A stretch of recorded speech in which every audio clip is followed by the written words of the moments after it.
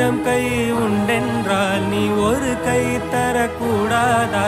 ஈராயிரம் கண் கொண்டாய் உன் ஒரு கண் என்னை பாராதா? உன்னில் சரணடைந்தேன் இனி நீ கதியே.